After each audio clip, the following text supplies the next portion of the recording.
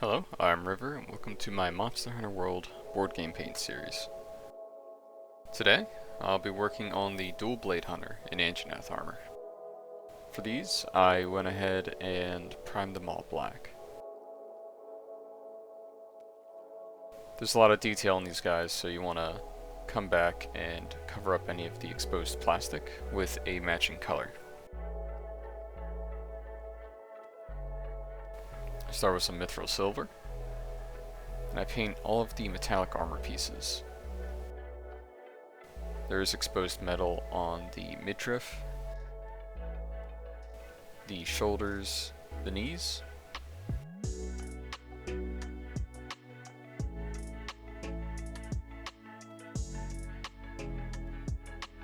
small metal plates on the armor, such as on the collarbone here, the elbows, the toes of the shoes, the underside of the gauntlets, and the guild symbol on the sword. Flumph pink. Go ahead and I use that to cover all of the scaly bits on the armor. This will make a good base for what we're going to do with it later.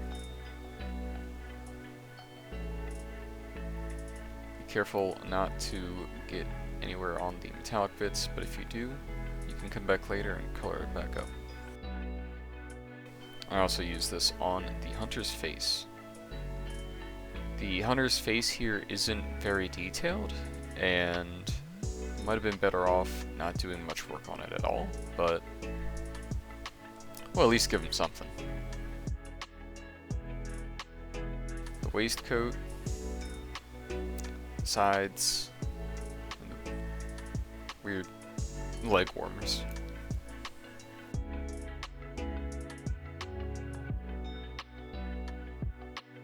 Skeleton bone.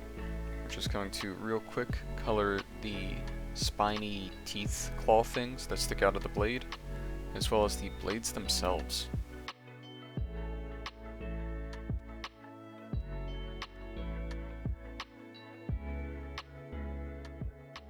I also use this to do a base coat on the slinger's arms, and small spikes on the head.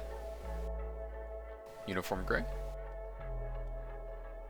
I use this to color the straps on the sides as well as the belts.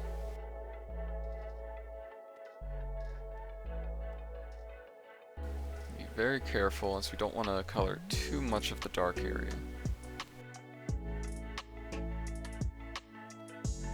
Bugbear brown. I use this to color the pouches. I spilled a little bit of the bone on there earlier, but that covers up fairly easily. With a mix of Flumph pink, purple worm, and the teeniest bit of matte black, I use this to mix up a darker purple. The male Anjanath armor set has colors that don't really match the monster, but it sort of has this purple, a dark purple trim around the different bits of the armor. I kind of freehand a lot of this and just do what I feel looks nice. Mostly just going around the edges of the scales.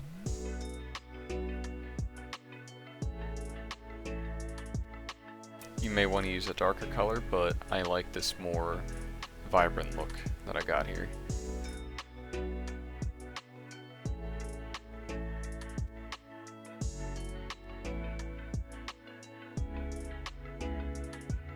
To the top of the leg warmers and dry brush the fur cape,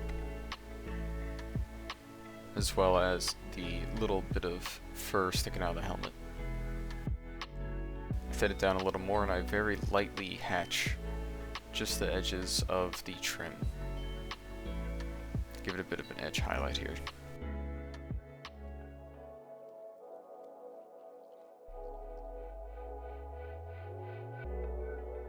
Some watered down fire newt orange. I very carefully put that over all of the Flumph pink that's still exposed. Everywhere except on the hunter's face. Again, not a color found on the Anjanath itself, but the male hunter armor for some reason has these dark purples and hot oranges. We're going to be bringing this back down in a moment, but don't feel like you need to stay completely in the lines. These light colors tend to be thin enough to not disrupt any darker colors.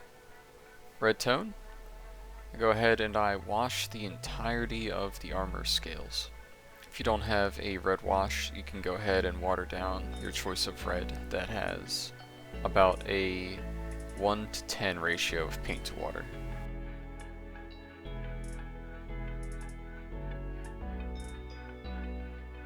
Strong tone. I use this to shade the bone parts as well as the metallic bits and the face of the hunter. His face has probably seen better days, but again, it's not the focus point.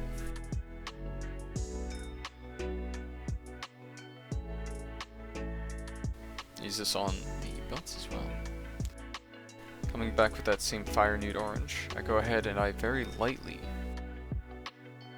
stipple little dots on the armor. I try to space them out among the scales.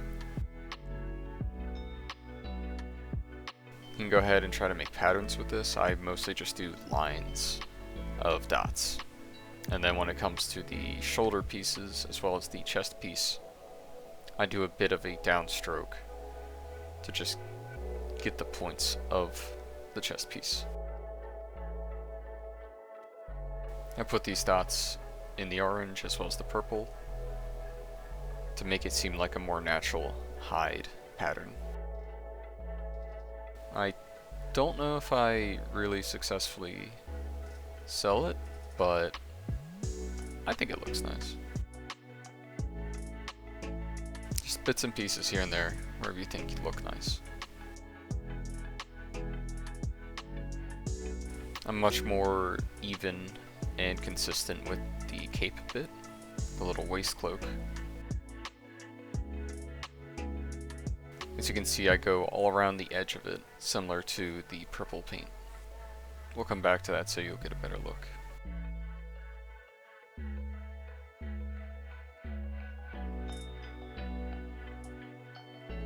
There's also some straps on the bottom side of the dual blades, which I use to paint. I use the yellow to paint this, as is in the game. The belt loops and the belt buckle itself, I use this orangey yellow. I looked in the game, it didn't seem metallic, so I just stuck with the matte color. Necromancer cloak. I go ahead and I make these little dots patterns again, but I try to put them in different spots from the yellow, usually between the yellow dots or underneath of the arms of the slinger.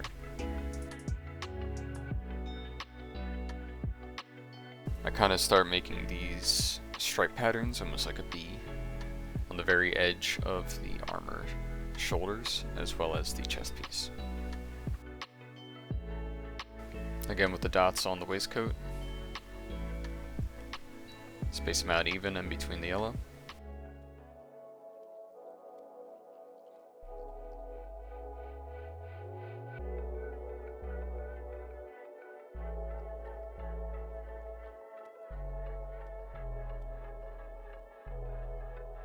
I take the bone color and I very lightly water it down and just sort of give little scratch marks on the edge of the blade to show where it's been used, where it's wearing down. I also do this on the tips of the little teeth sticking out, give it a bit of a highlight. Come back with the metal color and just very lightly highlight the upper facing pieces of the armor.